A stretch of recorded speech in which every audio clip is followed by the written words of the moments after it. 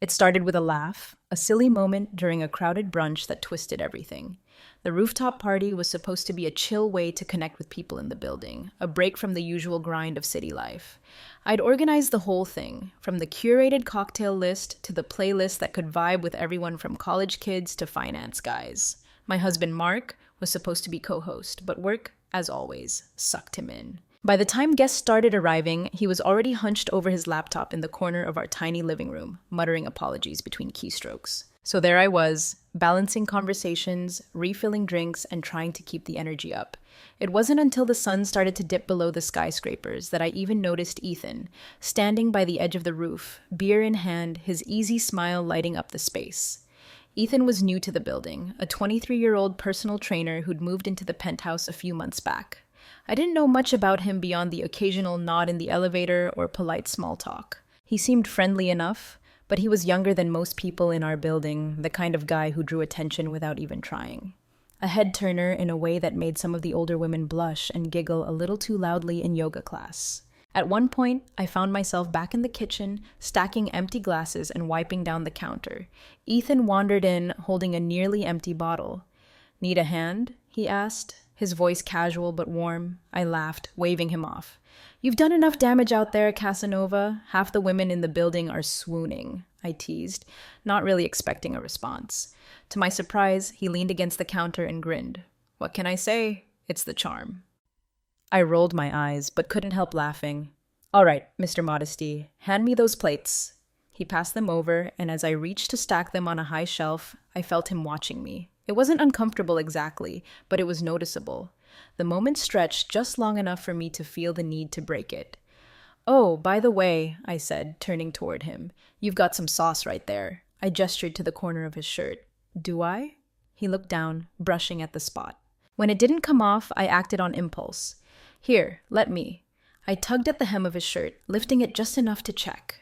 It wasn't intentional, just a silly, thoughtless gesture to help, but the fabric came up farther than I meant, revealing a glimpse of his stomach. I froze. My hand hovered for a second too long, my eyes catching the sharp lines of his abs before I quickly dropped the shirt back down. "There," I mumbled, stepping back as heat crept up my neck. Ethan didn't move, his grin shifting, his expression softer now, more curious than teasing. For a split second, I thought I saw something flicker in his eyes, something I hadn't felt in a long time. That was the moment. The moment everything shifted, even if I didn't realize it yet. The moment that started what I can only describe as the most exhilarating, terrifying chapter of my life. The next morning, I couldn't stop replaying the moment in my head. It wasn't just the sight of Ethan's abs, or how effortlessly he could disarm me. It was the shift I felt in myself. For the first time in years, I was aware of how someone else saw me, how my presence affected them. And for the first time in years, I felt seen. Of course, I tried to shake it off. I told myself it was a fleeting moment, an overreaction on my part. Mark and I had been married for 8 years, and though our relationship had settled into something predictable, even stagnant, I always believed we were solid. But then there I was, standing in the middle of our tiny Upper West Side kitchen, holding a mug of lukewarm coffee, wondering what Ethan had thought when I touched his shirt. I didn't have to wonder for long. A week later, I was at the gym, half-heartedly trudging through my usual treadmill routine. It wasn't a fancy gym, more like one of those no-frills spots where people came to sweat out the city stress. I went out of obligation, more to check it off my to-do list than to achieve any real fitness goals. That's when I saw him. Ethan. He was on the far side of the gym, standing in front of a mirror with a set of weights. His back was to me, broad and perfectly sculpted, his tank top clinging to his shoulders. He was in his element, every movement controlled and deliberate, sweat glistening on his skin. I tried not to stare. I really did. But there was something magnetic about him, something that made it impossible not to watch. I thought I'd gotten away with it until he caught my reflection in the mirror. He grinned, set the weights down, and turned around. "Sarah?"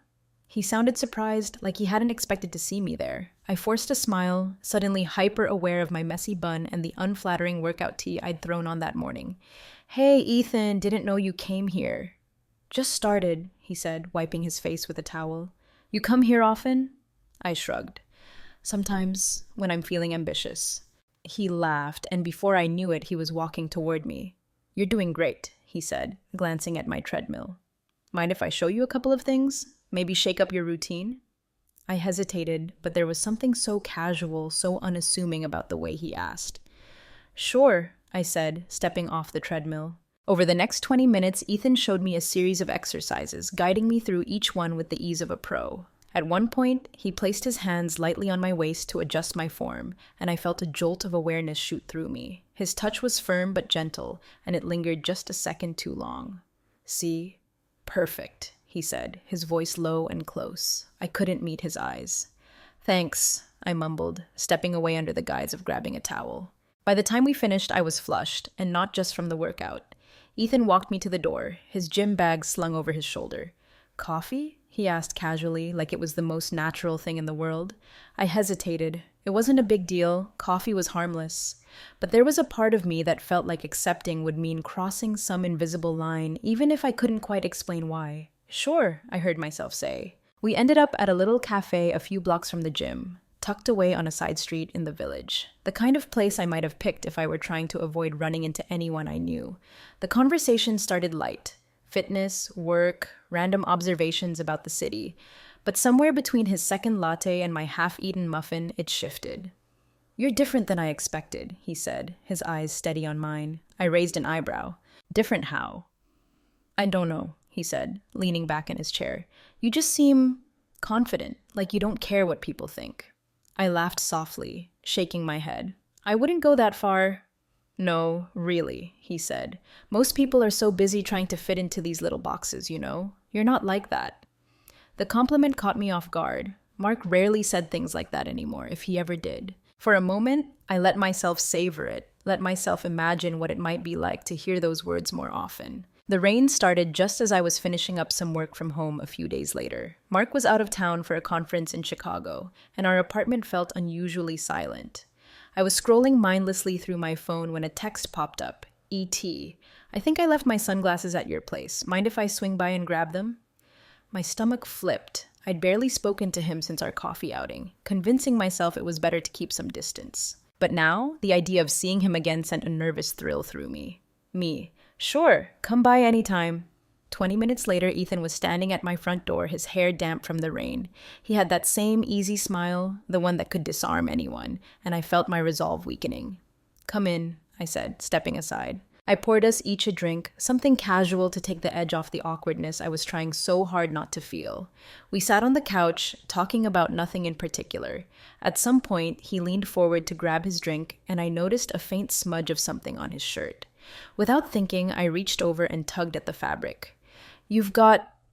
The words died in my throat as the shirt lifted, just like it had that night at the rooftop party. This time, though, neither of us moved away. His eyes found mine, and in that moment, the air between us felt electric, charged with something I couldn't name but didn't want to resist.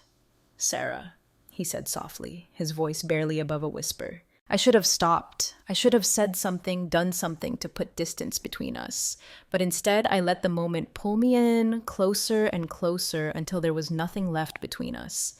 Ethan's lips were softer than I expected, but his kiss wasn't tentative. It was deliberate, like he'd been waiting for this moment and knew exactly what to do with it. My mind screamed at me to stop, to pull back and pretend this hadn't just happened, but my body betrayed me. I leaned in closer, my fingers gripping the front of his shirt, feeling the warmth of his skin beneath the fabric. For a second, nothing else existed. The rain outside, the silent apartment, my husband, they all blurred into the background.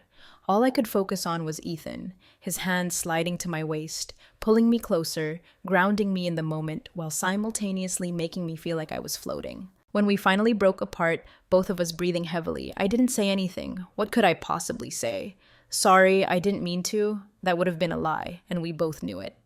Ethan looked at me with an expression I couldn't quite place. Part surprise, part satisfaction, and maybe a hint of restraint. I should go, he said finally, his voice low and rough. I nodded, my heart pounding so hard I thought he might hear it. Yeah, okay. But neither of us moved. The silence stretched between us, thick with everything unspoken, until Ethan stood and grabbed his jacket. He hesitated by the door, his hand on the knob, then turned back to me. You're not like anyone I've ever met, he said quietly, and then he was gone. The hours that followed felt like a dream. No, more like a nightmare. Guilt washed over me in waves, and yet beneath it, there was something else. Something I didn't want to name because acknowledging it would mean admitting the truth. I wanted him. Not just the fleeting thrill of the kiss, but all of him. I told myself it wouldn't happen again. It couldn't. I was a married woman, and Mark didn't deserve this. But the problem with moments like that kiss is that they don't just disappear. They linger, leaving traces of themselves in everything you do. The next few days were agonizing. Ethan didn't text, didn't call, didn't give me any reason to believe he even thought about what had happened between us. And yet, I couldn't stop thinking about him. Every time my phone buzzed, my pulse spiked, only to plummet when it wasn't him. When Mark came home from his trip, I tried to throw myself into being the perfect wife.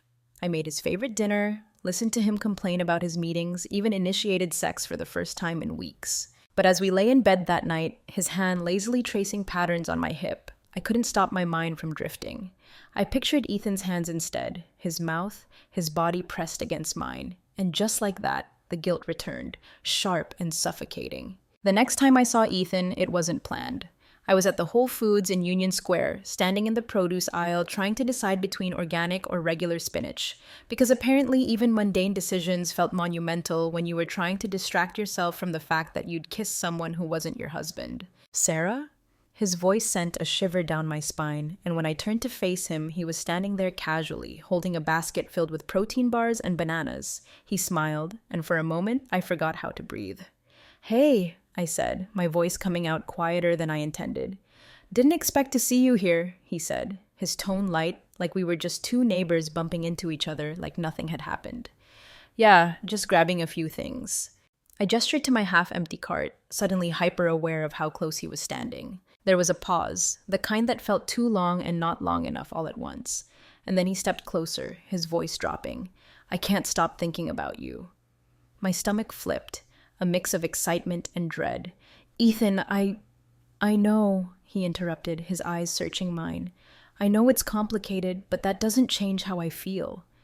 I wanted to tell him he was wrong, that it was just a kiss, a mistake, something we could both move past, but I couldn't, because I knew he wasn't wrong. It didn't take long for us to cross the line again. It started with a text late one night. Mark was asleep next to me, his soft snoring filling the room, when my phone lit up. "Ethan, can I see you?" I stared at the message for what felt like an eternity, my heart racing as I debated whether to respond. I knew what it meant, what would happen if I said yes. But instead of deleting the message, instead of putting my phone down and turning over to go back to sleep, I typed 2 words. "Me, come over." The moments between sending the text and hearing the quiet knock at my front door felt endless. When I opened it, Ethan was standing there, his expression unreadable, but his eyes blazing with intensity. Neither of us said a word as he stepped inside, closing the door softly behind him. This time, there was no hesitation. His hands found my waist, mine tangled in his hair, and within seconds we were on the couch. Everything about him was intoxicating. The weight of his body on mine, the way his lips explored my neck, the quiet groan he made when I pulled him closer. It was reckless, messy, and completely consuming, and for the first time in years, I felt alive. Our meetings became more frequent after that, each one more daring than the last.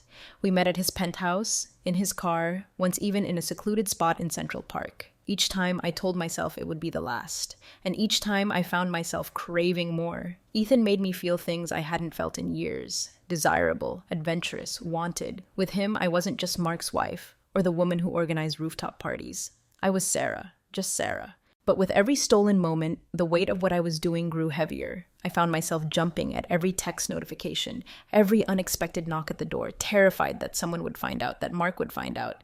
And then one night, he almost did. Mark came home early from a work dinner, catching me off guard as I sat in the living room, scrolling through my phone while Ethan's name lit up the screen. I fumbled to turn it off, my heart pounding as Mark walked in, loosening his tie. "Hey," he said, dropping his briefcase by the door. "What are you up to?" "Nothing," I said too quickly, forcing a smile. "Just catching up on emails." He nodded, thankfully too tired to notice how flustered I was. But as I watched him head to the kitchen, guilt crashed over me like a tidal wave. I had no idea how much longer I could keep this up. Ethan became a dangerous addiction, and I couldn't stop myself. The excitement, the rush of secrecy, and the way he looked at me like I was the only person in the world, it was intoxicating.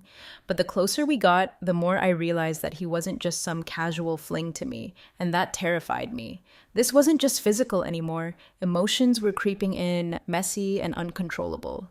I started to notice subtle changes in Ethan. He wasn't content with stolen moments anymore. He began asking questions about Mark. Not just casual questions, but pointed ones. "Do you still love him?" he asked one night, as we lay tangled in the sheets at his penthouse. I hesitated, and he caught it. "That's your answer," he said quietly, rolling onto his back. I sat up, pulling the sheet tighter around me. "It's not that simple, Ethan. I've been with him for 8 years. We have a life together." "A life you're not happy in," he shot back, his voice calm but laced with frustration. He wasn't wrong, but admitting that felt like crossing a line I wasn't ready for. What we're doing, it's not about him," I said, trying to steady my voice. "It's about us." "Is it?" he asked, sitting up to face me. "Because I don't think I can keep doing this if I'm just your escape. I want more, Sarah. I want you." His words hit me like a punch to the chest. I hadn't expected this. I thought we both knew what this was. Temporary, fleeting, something that would eventually burn itself out. But now I could see that wasn't what he wanted, and maybe, deep down, it wasn't what I wanted either. I left his penthouse that night with my mind spinning. I told him I needed time to think. But the truth was, I didn't know what to think. My life felt like it was splitting in two, and I wasn't sure which version of myself I wanted to keep. The breaking point came a few days later. It was late afternoon, and I was home alone, folding laundry in the bedroom. My phone buzzed on the nightstand, and I glanced over to see Ethan's name. But this time, it wasn't a text. It was a video. My stomach dropped as I opened it. The screen filled with a scene I recognized immediately. Us. Tangled together on his couch the night he came over in the rain. I felt my breath catch in my throat as I realized what I was looking at. He'd recorded us. The video ended, and a second text followed. "Ethan, don't worry, it's just for me. No one else will ever see it." I sat there in stunned silence, my mind racing. How long had he been doing this? How many times had he recorded us without me knowing? My hands were shaking as I called him. He answered on the first ring. "Hey," he said, his tone casual, like nothing was wrong. "What the hell is this, Ethan?" I snapped, barely able to keep my voice steady. "You recorded us without asking me?" There was a pause, and then he sighed. "It's not what you think, Sarah. I wasn't trying to... I just wanted something to remember you by, something to hold on to." "That's not okay," I said, my voice rising. "You had no right to do that." "Calm down," he said, his tone shifting, becoming harder. "It's not like I'm showing it to anyone. It's just for me. You know I'd never hurt you." But his words didn't reassure me. In fact, they made my skin crawl. For the first time since this started, I felt genuinely afraid of him. "I want it deleted," I said firmly. "Every video, every picture, everything. I mean it, Ethan." He didn't respond right away, and the silence on the other end of the line was deafening. Finally, he said, "Okay, I'll delete them. You have my word." But I didn't believe him. The next few days were a blur of anxiety and paranoia. I couldn't shake the feeling that Ethan was watching me, waiting for something. He started texting more, asking to see me, apologizing for the videos, but insisting that he couldn't lose me. His messages ranged from heartfelt pleas to borderline threats, and I felt like I was walking a tightrope, trying to keep him calm while figuring out what to do. Then one evening, Mark came home earlier than expected. I was in the kitchen, trying to act normal, when he walked in holding the mail. "Hey," he said, flipping through the envelopes. "There's something weird in here for you." He handed me a small package, unmarked and wrapped in plain brown paper. My heart sank as I took it, already knowing who it was from. Inside was a USB drive and a note. Ethan's handwriting was unmistakable. "You know how to reach me. Don't make me wait." I froze, my hands trembling as I quickly shoved the package into the nearest drawer. Mark gave me a curious look but didn't press. "Everything okay?" he asked. "Yeah," I said, forcing a smile. "Just some work stuff." But it wasn't okay. None of it was okay. That night, after Mark went to bed, I plugged the USB into my laptop. It was worse than I thought. The drive wasn't just a collection of videos. It was a weapon. Ethan had saved everything. Texts, photos, and clips from our encounters. He had the power to destroy my marriage, my reputation, my entire life. I knew then that I had to end it. Not just with Ethan, but all of it. The affair, the lies, the double life I'd created. I couldn't keep doing this. The next day, I texted Ethan and told him we needed to meet. He suggested his penthouse, but I insisted on a neutral place, somewhere public. We ended up at a quiet park near the East River, the same one where we'd met in secret weeks earlier. When I arrived, he was already there, sitting on a bench with his hands in his pockets. He looked up as I approached, and for a moment I saw the Ethan I'd first been drawn to, the charming, carefree guy who made me feel alive. But that version of him was gone. "We can't keep doing this," I said, sitting down beside him but keeping my distance. His jaw tightened. "So that's it? You're just going to walk away?" "I don't have a choice," I said, my voice breaking. "This isn't sustainable, Ethan. It never was." He didn't respond right away, and the silence stretched between us. Finally, he pulled out his phone and handed it to me. "It's all there," he said.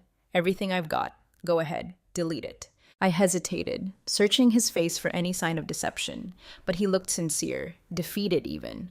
Slowly, I took the phone and began deleting the files one by one. When I was done, I handed it back to him. "This has to be the end," I said quietly. He nodded, but there was something in his eyes that told me he wasn't letting go. I walked away from that park feeling a strange mix of relief and dread. I'd taken back control, but at what cost? As I drove home, my phone buzzed with a new message. It was from Ethan. "This isn't over.